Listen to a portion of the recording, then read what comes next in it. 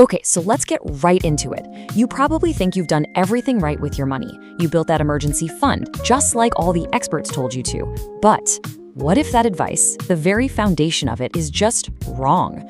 We're going to talk about why your emergency fund isn't even close to being enough, and why what you really need is a financial fortress. Yeah, you heard that right. And that's not just some dramatic line, it's the core warning here. See, the real threat that we're all facing isn't some small temporary hiccup. No, it's a long, drawn-out battle for your financial survival. And the scariest part? Most of us are walking into it totally unprepared.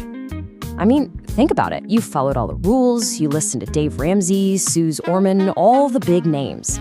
You painstakingly saved up 3 to 6 months of living expenses. And you know what? You absolutely should feel secure. You did exactly what you were told, and you built what you thought was a solid wall of protection. But here is the big, scary question. What if that wall you built is nothing more than a flimsy wooden fence? And the threat that's coming for you isn't just some small-time bandit. It's a full-blown medieval siege. That's the world we live in now. The threats aren't quick. They're designed to be long, to wear you down, to literally starve you out. So, okay, a modern financial siege. What on earth does that even mean? Let's unpack this idea because it is absolutely crucial. I want you to imagine something. You're a French lord, way back in 1347. You're in your castle, feeling safe, and then an army shows up on the horizon. But here's the creepy part. They don't attack. They don't even try. They just set up camp, surround you, cut off all your supplies, and they wait. Their whole game plan is to simply outlast you. It's not about who's stronger, it's about who has more endurance. And that's the definition of a siege, right? It's a war of attrition. The winner is just the person who can hold out the longest. And what's truly terrifying about it is the uncertainty. You have no idea if they're gonna pack up and leave in 2 months, or if they're gonna stay for 2 years. Okay, so let's bring this back to our money. Here's the difference. All that traditional financial advice, it prepares you for a raid. A temporary, one-off thing. Your car breaks down, the fridge dies. Annoying, sure, but manageable. But the modern world, it doesn't just send raids anymore. It sends sieges. Things like losing your job in a bad recession, a chronic illness that goes on and on, a messy lawsuit. These are the long-term, compounding goblins designed to slowly drain every last penny you have. So if we're facing sieges, we need a better defense. And that brings us to this idea, this critical concept that those medieval lords knew inside and out, but that we've kind of forgotten. It's called defense in depth. Let's be real for a second. That whole 3 to 6 month rule, it was born in a world that just doesn't exist anymore. It came from an era of, relative stability, an economy where if you lost your job, it was probably temporary. But that world, yeah, it pretty much died a fiery death back in 2008. And I mean, just look at the timeline. Back in the 90s, if you got laid off, your job search was maybe 8 to 12 weeks. So yeah, 3 months of savings made perfect sense. It was a solid buffer. But today, in a post-2008 world, during a recession, finding a new job can easily take 6 months, 12 months, or even longer. That little 3-month fund, it's gonna get wiped out before you even get your footing.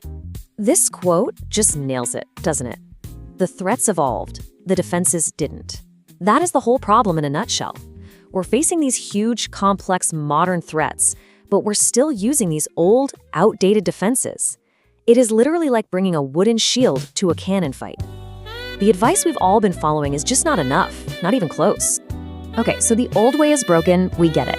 So what's the answer? Well, we need a modern strategy for a modern siege. And that's exactly what this is, the Fortress Finance Framework. Think back to those medieval lords again. The ones who actually survived these long sieges weren't always the richest. No, they were the best prepared.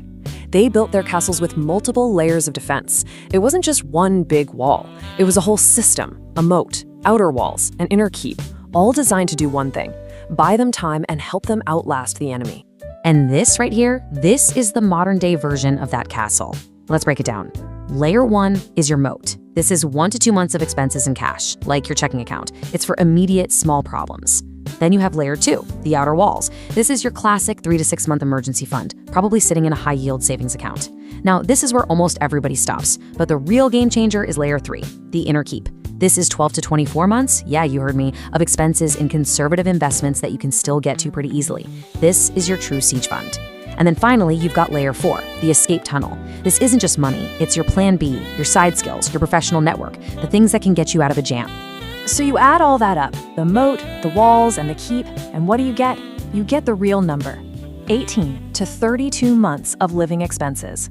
And I know, that number sounds insane. It sounds like paranoia, but it's not. It's what it actually takes to survive a real modern financial siege. This is where we have to fundamentally shift how we think. You have to stop thinking, what if I lose my job for 3 months? And start thinking, what if this siege lasts for 2 years? You have to prepare for the reality, not the comfortable average. Because the lord who prepared for a long siege was the one who survived. The one who just prepared for a quick little raid, he lost everything. Okay, deep breath. I know exactly what you're thinking right now. 18 months? 32 months? That's impossible. It feels totally overwhelming. So let's talk about how you actually do this. How you start building your fortress, piece by piece. And look, it's okay to feel that way. I can barely save 3 months. How am I supposed to save 2 years? It's a completely normal reaction. But you have to remember, those lords with the amazing castles, they didn't build them in a weekend. They were just realistic about the threats they faced, and they built their defenses slowly, stone by stone, over time. You don't do this overnight. You have to think of it like a mission, a 4-year mission. So, step 1. In your first year, you forget everything else and just focus on building your moat. That's your 1 to 2 months. Step 2. In year 2, you build the outer walls, adding another 3 to 4 months. Then, in year 3, you start on the big one, the keep. You add another 6 to 8 months. And then step 4, in year 4, you finish that keep, getting you to that 18+ month total. See? It's a long-term project, but it's absolutely doable when you break it down like this. And why go through all this trouble? Because the power a fortress gives you it's life-changing. You suddenly have what's called strategic patience. You're not on a 90-day timer anymore. A job loss becomes an inconvenience, not a full-blown catastrophe. A medical crisis becomes about getting healthy, not about going bankrupt. You can actually retrain for a whole new career without panicking. You get to make choices from a position of strength, not desperation. Because look, at the end of the day, hope is not a defense strategy. You can hope a siege never comes. You can hope the next emergency is short and sweet. Or you can build a fortress and not need hope at all. The walls you build don't run on optimism. They just stand there, strong, because you were prepared for reality. So I'll leave you with this one simple question to think about. When you look at your own finances, at your own preparations for the future, what are you building? Is it a fence or is it a fortress?